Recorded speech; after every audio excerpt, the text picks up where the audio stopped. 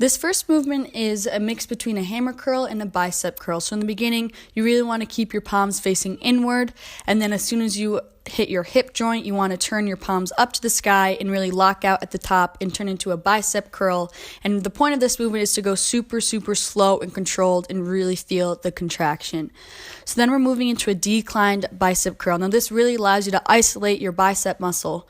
So you want to keep in mind to keep your elbows pinched in. You don't want your arms moving out to the side and really have your elbow be the only joint moving.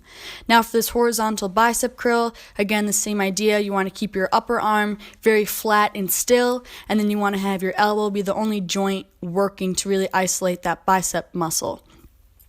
And then for the cable hammer curl, same idea. Keep your elbows in towards your side. Whenever you're doing a bicep curl, you really don't want your arms to move outward. You want to stay really linear and in an up and down position to really allow yourself to hit that bicep muscle hard.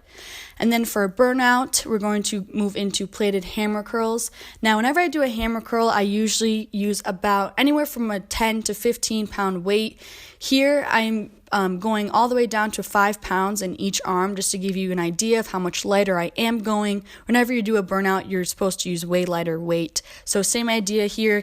You can see that my elbows are pinched into the sides, and I'm really staying in a linear position.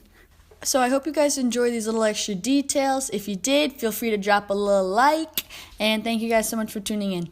So to kick off this workout, we're going to be starting with good old-fashioned push-ups. Now, I love these because they hit a little bit of chest, a little bit of shoulders, and a little bit of triceps. And if you do need a modification, feel free to just go right on your knees.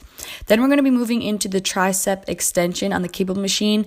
Now, here it's really important that your upper arms and your elbows are pinched towards your side and that your forearms are the only things moving. You don't want your arms to be moving outward at all.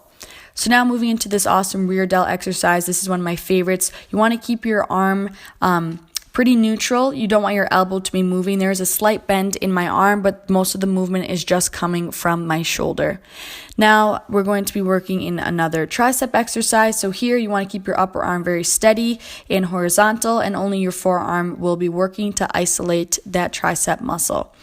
Now this is called the declined rear delt fly, and here I always try to keep my pinkies a little bit tilted up towards the sky to really help hone in on that rear delt muscle, so my thumbs are kind of tilted down.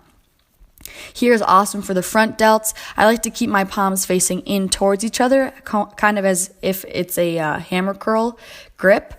I just find that really hones in on my rear delts personally. And then another rear delt fly variation, same sort of thing. We want to keep our thumbs facing downwards and our pinkies a little bit up towards the sky. You want to keep your arms neutral and the only hinge be in your shoulder, and you don't want your elbows to be bending in. And then we're going to finish off with some nice dips just to hit the triceps really hard one last time. And I went to failure for each set here. So that's it for this workout. Thank you guys so much, as always, for tuning in.